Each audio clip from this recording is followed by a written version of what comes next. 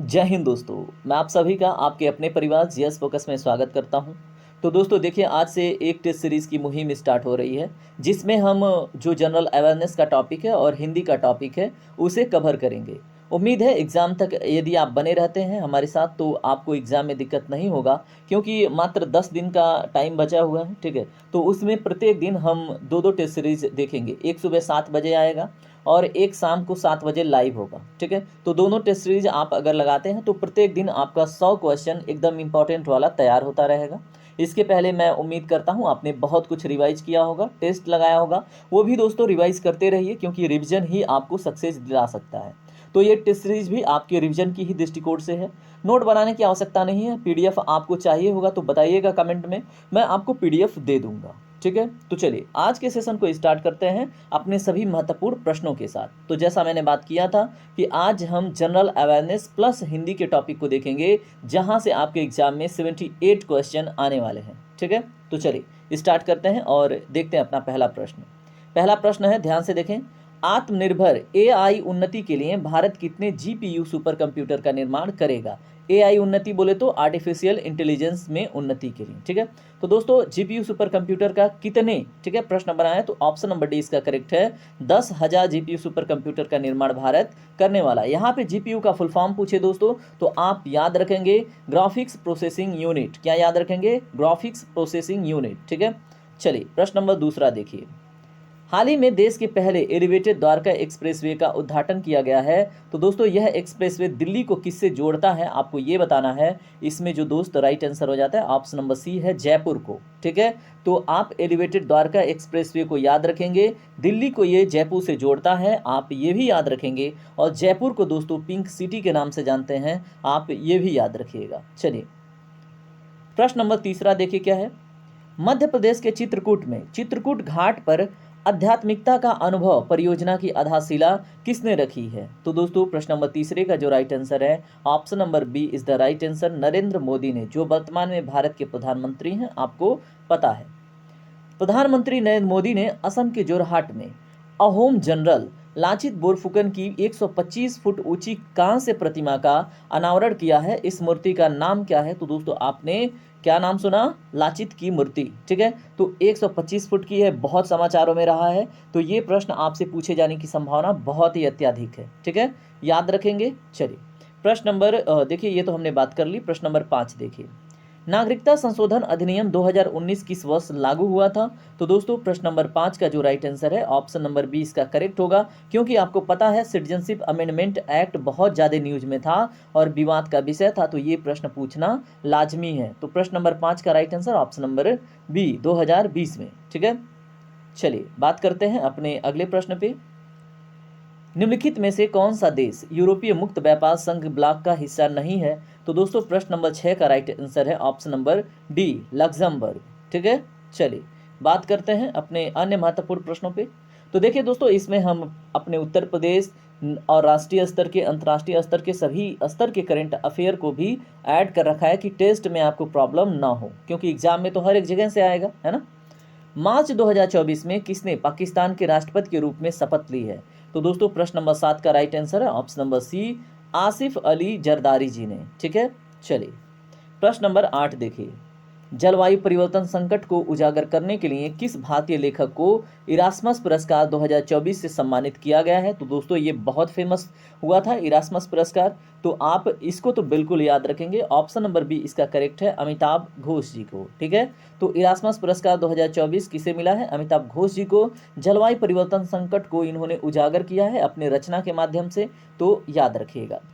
प्रश्न नंबर 9 ध्यान से देखिए। हाल ही में 96 ऑस्कर अवार्ड का ऐलान किया गया है, जिसमें एक फिल्म ने बेस्ट फिल्म सहित कुल 7 अवार्ड अपने नाम किए हैं। तो दोस्तों प्रश्न नंबर 9 का राइट आंसर है ऑप्शन नंबर सी, ओपेनहाइमर। आप बहुत सारा करेंट अफेयर पढ़े होंगे, ये बहुत हाईलाइटेड टॉपिक था, तो आप याद रख लीजिएगा प्रश्न नंबर 9 को। अब हम चलेंगे प्रश्न नंबर 10 पे। देखिए आप मार्किंग करते रहिएगा, कमेंट सेक्शन में अपने जवाब देते रहिएगा कि किस ऑप्शन, कौन से क्वेश्चन आपसे सही हो रहे हैं, कौन से गलत हो रहे हैं। इससे आपको कॉन्फिडेंस मिलेगा और आप अपनी गलतियों को भी सुधार पाएंगे। ठीक है दोस्त, चलिए प्रश्न नंबर 10 देखिए। हाल ही में डैश डैश डैश ने नेताजी सुभाष चंद्र बोस के जीवन पर आधारित एक डिजिटल प्रदर्शनी सुभाष अभिनंदन का उद्घाटन किया है। तो दोस्तों प्रश्न नंबर 10 का आपको बताना है कहाँ पे, ठीक है। तो दोस्तों इसमें केंद्रीय मंत्री अर्जुन मेघवाल ने, ठीक है, नेताजी सुभाष चंद्र बोस के जीवन पर आधारित एक डिजिटल प्रदर्शनी सुभाष अभिनंदन का उद्घाटन किया है और आपको बताना है कहाँ पे, ठीक है। तो इतना तो आपने जान लिया। चलिए अब बात करेंगे हम वर्ल्ड ज्योग्राफी के प्रश्नों के ऊपर, ठीक है। तो देखिए हर एक सेक्टर के क्वेश्चन ऐड किए गए हैं कि आप एग्जाम में बिल्कुल निश्चिंत होकर बैठें कि आपके प्रश्न बन रहे हैं, ठीक है। देखिए अगर आपसे प्रश्न बनता है कि विश्व में कौन सा सबसे बड़ा झील है, तो दोस्तों प्रश्न नंबर 11 का जो राइट आंसर है ऑप्शन नंबर ए हो जाता है, कैस्पियन सागर, ठीक है। तो विश्व की सबसे बड़ी झील है कैस्पियन सागर। विश्व में सबसे बड़ी खारे पानी की झील है कैस्पियन सागर। विश्व में दूसरी सबसे बड़ी खारे पानी की झील कहाँ पे है दोस्तों, तो वो अपना चिल्का लेक है, ठीक है। अगर आपसे प्रश्न पूछा जाए विश्व में सबसे ज़्यादा नमकीन झील कौन सी है, तो दोस्तों वो है वान लेक, और वान लेक आपको कहाँ पे देखने को मिलता है, तुर्की में। उसके बाद दूसरी सबसे बड़ी नमकीन झील दोस्तों कौन सी है, मृत सागर, जो आपको जॉर्डन में देखने को मिलता है। इतना फैक्ट भी आप याद रख के चलेंगे। उसके बाद देखिए विश्व की सबसे बड़ी मीठे जल की झील कौन सी है, तो दोस्तों प्रश्न नंबर 12 का जो right answer option number B है, सुपीरियर। तो दोस्तों सुपीरियर झील आपको अमेरिका में देखने को मिलती है और ये अमेरिका और कनाडा की बाउंड्री पे है, ठीक है। चलिए प्रश्न नंबर 13 देखिए, कौन सी विश्व की सर्वाधिक गहरी झील है, तो दोस्तों प्रश्न नंबर 13 का जो राइट आंसर है वो है ऑप्शन नंबर सी, बैकाल झील। और बैकाल झील को ही दोस्तों पर्ल ऑफ एशिया के नाम से जानते हैं, याद रखिएगा। क्या बोलते हैं दोस्तों, पर्ल ऑफ एशिया। और एक चीज़ भी बोलते हैं, देखिए आप एक क्वेश्चन सुने होंगे, लाइट ऑफ एशिया किसे कहते हैं, तो दोस्तों वो गौतम बुद्ध को कहते हैं। वो भी कन्फ्यूजन आप क्लियर करके चलिएगा। विश्व की सर्वाधिक लौड़ीय झील कौन सी है, तो दोस्तों प्रश्न नंबर 14 का right answer option number C, Van झील कहाँ पे है, हमने बात किया था कहाँ पे है दोस्तों, तुर्की में। ये तो आपको पता है, तो कमेंट सेक्शन में लिख दीजिएगा, ठीक है। चलिए बात करते हैं प्रश्न नंबर 15 के ऊपर, समुद्र तल से सर्वाधिक नीचे झील कौन सी है, तो दोस्तों प्रश्न नंबर 15 का right answer option number D. और इसके ऊपर भी हमने बात किया था कि अगर विश्व में पूछे दूसरी सबसे बड़ी नमकीन झील, सॉरी दूसरी सबसे ज़्यादा नमकीन झील, सबसे बड़ी दूसरी तो चिल्का है, लेकिन सबसे अधिक, तो दूसरी सबसे अधिक नमकीन झील मृत सागर है, जो आपको जॉर्डन में देखने को मिलती है। चलिए प्रश्न नंबर, अब देखिए अब संविधान से संबंधित कुछ प्रश्न आएंगे, तो ये वर्ल्ड ज्योग्राफी नहीं है, पॉलिटी के क्वेश्चन है। संविधान के किस भाग में पंचायती राज व्यवस्था संबंधित प्रावधान दिए गए हैं, तो प्रश्न नंबर 16 का राइट आंसर है ऑप्शन नंबर ए, ठीक है। और ये है भाग 9, ठीक है, याद रख लेंगे आप। चलिए आइए बात करते हैं प्रश्न नंबर 17 देखिए, भारतीय संविधान के किस भाग में नगर पालिकाओं से संबंधित प्रावधान है, तो प्रश्न नंबर 17 का right answer option number D, याद रखेंगे, ठीक है। 9A में आप ये बताएंगे ये किस अमेंडमेंट के थ्रू ऐड किया गया था। प्रश्न नंबर 18 देखें, संविधान के किस भाग में नीति निर्देशक तत्वों का उल्लेख किया गया है, तो मेरे दोस्त आपको तो ये पता ही होगा, है ना, जल्दी से बताइए, चतुर्थ भाग में। और तीसरे भाग में क्या है, फंडामेंटल राइट है। दूसरे भाग में क्या है दोस्तों, सिटीजनशिप है। और फर्स्ट भाग में क्या है, आप कमेंट सेक्शन में मुझे बताइएगा, ठीक है। चलिए चौथे भाग में डीपीएसपी है, अभी हमने देख लिया। भारतीय नागरिकों के मूल कर्तव्यों का विवरण संविधान में किस भाग में दिया गया है, तो दोस्तों हमने अभी देखिए पॉलिटी अभी यहाँ पे आया, वैसे वहीं पे पॉलिटी के क्वेश्चन हमने स्टार्ट कर दिए थे। तो प्रश्न नंबर 19 का right answer option number B, भाग 4 के ए में, ठीक है, या तो भाग 4 के क में, ठीक है। और नागरिकों के लिए मूल कर्तव्य का जो मतलब विवरण है, ये संविधान में पहले नहीं था दोस्तों, ये 1976 में एक अमेंडमेंट हुआ था, जिसको मिनी कॉन्स्टिट्यूशन के नाम से जानते हैं। उसको क्या बोलते हैं, 42वां संविधान संशोधन। उसी में स्वर्ण सिंह समिति ने एक रिकमेंडेशन डाला था कि भारत के संविधान में नागरिकों के लिए मूल कर्तव्य भी होने चाहिए, उनको सिर्फ मूल अधिकार नहीं, उनके लिए कुछ ड्यूटी भी होनी चाहिए जो मस्ट होनी चाहिए, ठीक है।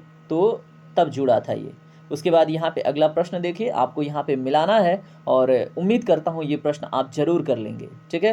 तो जो भी भाई बहन यह सेशन देख रहे हैं, मैं आपसे एक रिक्वेस्ट करूँगा, वीडियो को लाइक कर लीजिए, अपने दोस्तों में शेयर कर दीजिए, ठीक है। अगर आप जीएस फोकस को अपनी फैमिली मानते हैं, मुझे अपना भाई मानते हैं, तो आप जरूर कीजिएगा, ठीक है। चलिए प्रश्न नंबर 20 देखिए ध्यान से, भारतीय संविधान में जो भाग 9 है, इसका संबंध किससे है, तो हमने क्वेश्चन में कवर कर लिया है, जल्दी से इसका जवाब बताइए, ठीक है। तो इसमें देखिए अभी हमने किससे बात करी है, भाग 9 का संबंध पंचायत से है। किससे है दोस्तों, पंचायत से।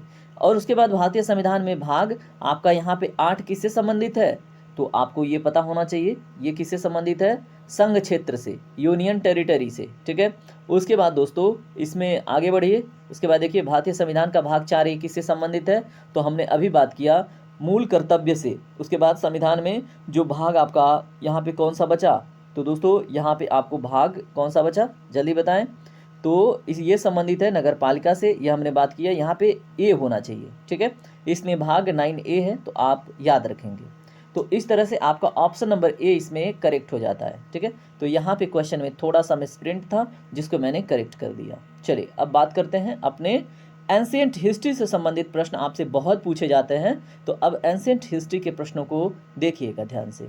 तो मेरे भाई ध्यान से देखिएगा और देखिए ईमानदारी से देखिएगा, क्योंकि एग्ज़ाम सर पे है और बिल्कुल प्रेशर नहीं लेना है, आपने बहुत पढ़ाई करी है, ठीक है। एग्ज़ाम के टाइम में क्या होता है कि हमें घबराहट होती है, ऐसे लगता है कुछ पढ़ा नहीं है, रिलैक्स रहना है दोस्त, क्योंकि एग्ज़ाम में ना घबराहट उसी को होती है जिसने बहुत पढ़ा है, ठीक है, और जिसने कुछ पढ़ा ही नहीं है वो रिलैक्स रहेगा, ठीक है। तो आप निश्चिंत रहिए, आपका पेपर अच्छा होगा, आप ध्यान से टेस्ट लगाइए। हड़प्पा सभ्यता का सर्वाधिक मान्यता प्राप्त काल कौन सा है, तो दोस्तों इसमें बताएंगे आप, क्योंकि बहुत सारे लोगों ने बहुत सारा काल दिया है, लेकिन सबसे अधिक मान्यता प्राप्त काल कौन सा है, 2500 ईसा पूर्व से 1750 ईसा पूर्व तक, ठीक है। ये रेडियो कार्बन मेथड से कैलकुलेटेड है, आप याद रखेंगे। चलिए बात करते हैं प्रश्न नंबर 22 पे। सिंधु घाटी की सभ्यता में घोड़े के अवशेष कहाँ मिले हैं, तो आप सभी को पता होगा, एक बार सभी लोग जवाब दीजिएगा एक साथ। तो प्रश्न नंबर 22 का right answer option number A Surkotada, जो गुजरात में आपको मिलता है, ये गुजरात का लोकेशन है सुरकोतड़ा, ठीक है, कच्छ वाले क्षेत्र के आसपास। चलिए बात करते हैं प्रश्न नंबर 23 के ऊपर। सिंधु घाटी स्थल कालीबंगन किस प्रदेश में है, तो मेरे दोस्त ये है आपके राजस्थान में, आपको पता ही होगा, है ना। एक बार आप रिवीजन कर रहे हैं, बाकी तो आपने बहुत पढ़ा है। कालीबंगन की विशेषता, इसका नाम कालीबंगन क्यों है, क्योंकि यहाँ पे काले रंग की चूड़ियाँ मिली हैं दोस्तों, क्या मिली हैं, काले रंग की चूड़ियाँ, इसलिए, ठीक है।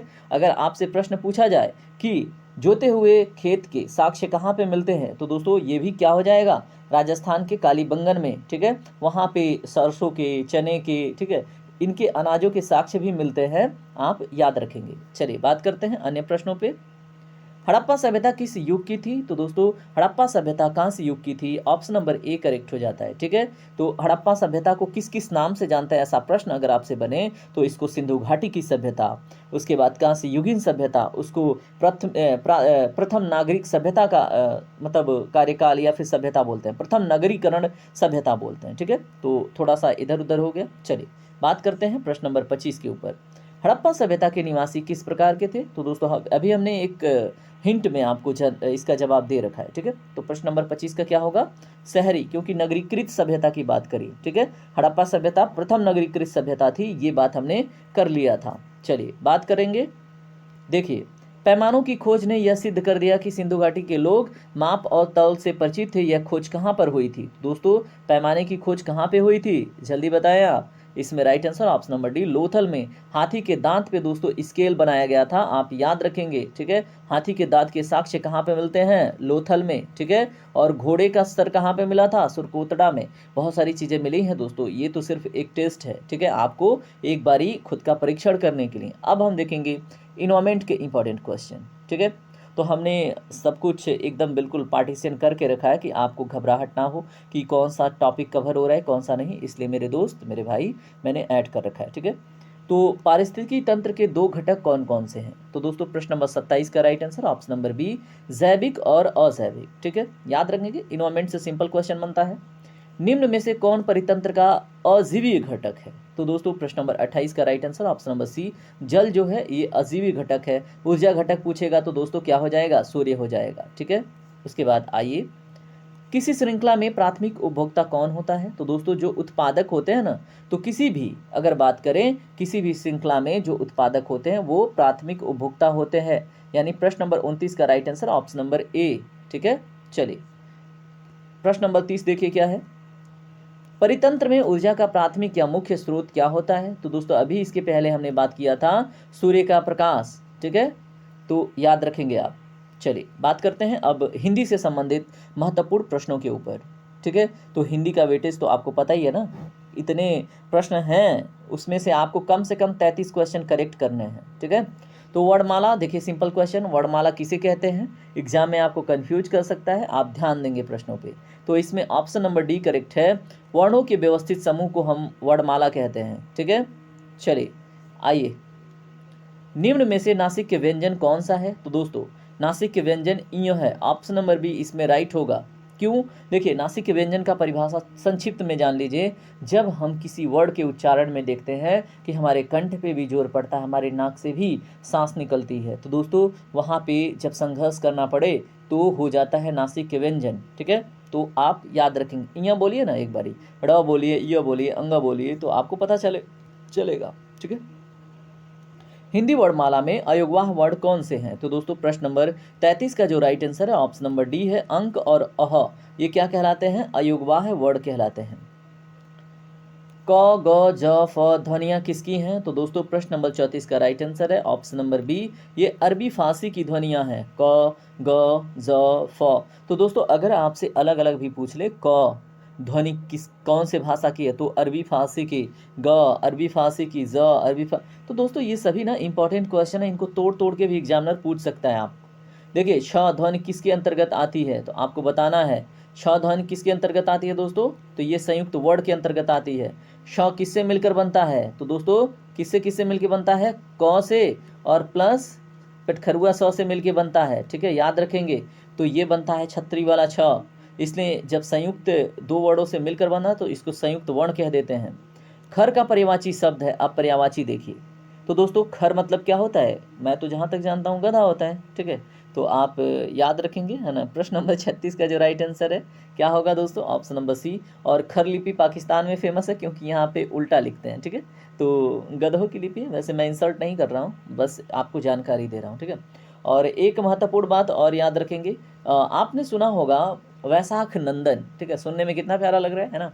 तो आपका नाम रख दें तो दोस्तों आपको पता होना चाहिए गधे का जो पर्यायवाची है वो वैशाख नंदन भी होता है। क्या होता है दोस्तों? वैशाख नंदन। सुनने में तो बहुत प्यारा लगेगा, लेकिन इसका अर्थ क्या होता है? गधा होता है। ठीक है, और गधा कोई बुरा चीज़ नहीं है दोस्त, वो बहुत बुद्धिमान होता है। ठीक है, चलिए बात करते हैं प्रश्न नंबर 37 पे। अनंत का पर्यायवाची शब्द क्या है? तो दोस्तों प्रश्न नंबर 37 का राइट आंसर है ऑप्शन नंबर ए, निस्सीम। ठीक है, क्या है? निस्सीम, याद रखिएगा। चलिए प्रश्न नंबर 38 पे आते हैं। अरविंद का पर्यायवाची शब्द है दोस्तों प्रश्न नंबर 38 का right answer option number C, कमल। ठीक है, कमल, जलज, आपको तो पता ही होगा, है ना। हम तो सिर्फ एक टेस्ट देख रहे हैं। प्रश्न नंबर 39 देखें, मृगेंद्र का पर्यायवाची शब्द है। तो दोस्तों प्रश्न नंबर 39 का राइट आंसर है ऑप्शन नंबर ए, शार्दुल। शार्दुल का अर्थ क्या होता है दोस्तों? आप हमें बताएंगे। क्या घोड़ा होता है क्या? जी हाँ, शार्दुल का मतलब होता है घोड़ा, याद रखेंगे आप। और हमारा शार्दुल ठाकुर एक प्लेयर है इंडियन, आप ये भी पता होगा आपको, है ना।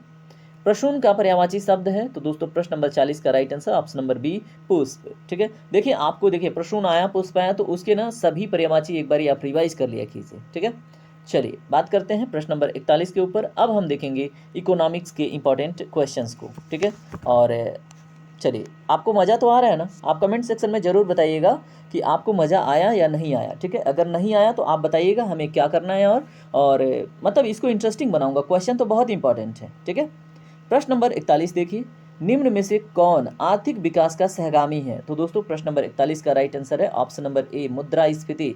अब देखिए आपको थोड़ा सा इकोनॉमिक्स से थोड़ा सा डगमगाए होंगे, है ना, कि मुद्रास्फीति कैसे आर्थिक विकास की सहगामी हो सकती है। तो दोस्तों हाँ, छाप लीजिए दिमाग में, मुद्रास्फीति बहुत जरूरी है आर्थिक विकास के लिए। ठीक है, अगर मुद्रास्फीति नहीं होगा तो दोस्तों डिमांड होगा ही नहीं, और जब डिमांड नहीं होगा तो प्रोडक्शन नहीं होगा, और जब प्रोडक्शन नहीं होगा दोस्तों तो जाहिर सी बात है अर्थव्यवस्था बंद हो जाएगी। ठीक है, और मुद्रास्फीति जब नॉर्मल रहती है ना तो लोगों को रोजगार भी मिलता है। ठीक है, तो इसीलिए इसको आर्थिक विकास की सहगामी कहते हैं, याद रखिएगा। प्रश्न नंबर 42 देखिए क्या है, भारत की राष्ट्रीय आय का मुख्य स्रोत है। तो दोस्तों प्रश्न नंबर 42 का राइट आंसर है ऑप्शन नंबर बी, सेवा क्षेत्र। क्योंकि जीडीपी में ना इसका 60% का योगदान है सेवा क्षेत्र का, और सेवा क्षेत्र को हम तृतीय क्षेत्र में देखते हैं इकोनॉमिक्स के। ठीक है, अगर पूछ ले किस सेक्टर में आता है सेवा क्षेत्र, तो तृतीय सेक्टर में। ठीक है, चलिए बात करते हैं अगले प्रश्न पे। जैसे जैसे अर्थव्यवस्था विकसित होती है राष्ट्रीय आय तृतीय क्षेत्र का योगदान क्या होता है? तो दोस्तों प्रश्न नंबर 43 का राइट आंसर है ऑप्शन नंबर सी, बढ़ता जाता है। ठीक है, तो अभी अमेरिका को देख लीजिए, अमेरिका क्या कर रहा है? सेवा दे रहा है गूगल के थ्रू, माइक्रोसॉफ्ट के थ्रू, बहुत सारी सेवाएं ही तो दे रहा है, और क्या कर रहा है? एप्पल के थ्रू, है ना। और आजकल तो स्पेस की दुनिया में एलन मस्क छाए हुए हैं, इंटरनेट की दुनिया में अब एलन मस्क छाएंगे, है ना। तो ये सेवा है। ठीक है, अब देखिए केंद्रीय सांख्यिकी संगठन सीएसओ की स्थापना कब हुई थी, मोस्ट इंपॉर्टेंट, बहुत एग्जामों में ये कंटिन्यूअसली पूछा गया, तो ऑप्शन नंबर बी इसका करेक्ट है। दोस्तों कौन सा डेट है, 2 मई 1951, ठीक है, क्या है, 2 मई 1951, ठीक है, मोस्ट इंपॉर्टेंट है, इसलिए मैंने इसका डेट आपको बता दिया। चलिए बात करेंगे अन्य प्रश्नों पे। प्रश्न नंबर 45 देखें, भारत की राष्ट्रीय आय अनुमानित होती है, यानी इसकी गणना होती है, और किसके द्वारा गणना की जाती है, तो दोस्तों प्रश्न नंबर 45 का right answer option number C, CSO के द्वारा, केंद्रीय सांख्यिकी संगठन के द्वारा। याद रख लीजिएगा दोस्त, एग्जाम में बनेगा प्रश्न। उसके बाद देखिए खो खो में कितने खिलाड़ी एक टीम में होते हैं, तो दोस्तों अब आप थोड़े से विविध क्वेश्चन भी देखेंगे इकोनॉमिक्स के साथ साथ, है ना, क्योंकि विविध स्पोर्ट्स, स्ट्रैटेजी के यहाँ से भी प्रश्न आपसे बनते हैं। तो खो खो में कितने प्लेयर होते हैं, बताइए। प्रश्न नंबर 46 का राइट आंसर क्या होगा। वैसे हमने प्रश्न नंबर 45 देख लिया क्या, हाँ देख लिया। प्रश्न नंबर 46 बताइए, खो खो में कितने खिलाड़ी होते हैं, तो दोस्तों इसका ऑप्शन नंबर डी करेक्ट होगा। कितने खिलाड़ी होते हैं, 9 खिलाड़ी एक पक्ष से होते हैं, ठीक है, तो आप याद रख लीजिएगा। चलिए प्रश्न नंबर 47 देखिए, बेसबॉल में प्रत्येक पक्ष में खिलाड़ियों की संख्या कितनी होती है, तो दोस्तों ऐसा प्रश्न आपके पुलिस एग्जाम में बना था, इसलिए मैंने ऐसे प्रश्न भी जोड़ने की कोशिश करी है कि आपके एग्जाम तक कुछ ऐसे भी क्वेश्चन हो जो डायरेक्टली फंस जाएं, ठीक है। वैसे तो ये बहुत इंपॉर्टेंट सेशन है, लेकिन ये सब तो बहुत ज़्यादा। प्रश्न नंबर 47 का जो राइट आंसर ऑप्शन नंबर ए है, 9 प्लेयर, ठीक है। चलिए उसके बाद प्रश्न नंबर 48 देखिए, अफगानिस्तान के साथ सीमा साझा करने वाला एकमात्र राज्य कौन सा है, दोस्तों वर्तमान में कौन सा है, बताएं आप। 48 का क्या होगा, ऑप्शन नंबर बी, लद्दाख, तो ये यूटी है, ठीक है, संघ शासित क्षेत्र है, प्रदेश है। उसके बाद देखिए क्या है, टाइटानोसॉर किस प्रकार का डायनासोर था, तो दोस्तों टाइटानोसॉर किस प्रकार का डायनासोर था, तो दोस्तों प्रश्न नंबर 49 का राइट आंसर है ऑप्शन नंबर ए, हार्बीवोर, क्योंकि आजकल ना डायनासोर खोजे गए हैं हाल फिलहाल में, ठीक है, तो हाल फिलहाल में डायनासोरों के अवशेष मिले हैं, तो ये न्यूज़ में था, ठीक है, तो ये प्रश्न ऐसे ना पूछे जाते हैं, इसलिए मैंने ऐड कर रखा है। चलिए देखते हैं प्रश्न नंबर 50, जो आज का ना अंतिम प्रश्न होगा आपके लिए, ठीक है, और इसका राइट आंसर आपको कमेंट सेक्शन में भी बताना है। आपको बताना है ऑपरेशन ग्रीन की जो घोषणा है ये किस वर्ष की गई थी, तो दोस्तों प्रश्न नंबर 50 का मैं आपको बता दे रहा हूँ, ऑप्शन नंबर ए करेक्ट होगा 2018 में, ठीक है। अब आप मुझे ये बता दीजिएगा ऑपरेशन ग्रीन का संबंध किससे था, आप मुझे ये बता दीजिएगा कि भारत में ग्रीन रिवॉल्यूशन के जनक कौन है और विश्व में ग्रीन रिवॉल्यूशन के जनक कौन है, ठीक है, तो इतना तो आप बता ही सकते हैं ना, तो आप जरूर बताइएगा। चलिए दोस्तों अब मैं विदा चाहूँगा, और देखिए उम्मीद करूँगा कि आपने पूरा टेस्ट बहुत ईमानदारी से एंजॉय किया है। आप जरूर बता दीजिएगा कि आपने इन 50 क्वेश्चन में कितने करेक्ट किए हैं और कितना आपसे मिस्टेक हुआ है, जिससे अगले टेस्ट में आप फिर से दोबारा इम्प्रूवमेंट करें और कॉन्फिडेंस लाएं, ठीक है। इस सेशन का मात्र उद्देश्य है कि आपके अंदर एग्जाम तक एक आत्मविश्वास पैदा हो, ठीक है। चलिए अब मिलते हैं अगले सेशन में, तब तक के लिए जय हिंद, जय भारत,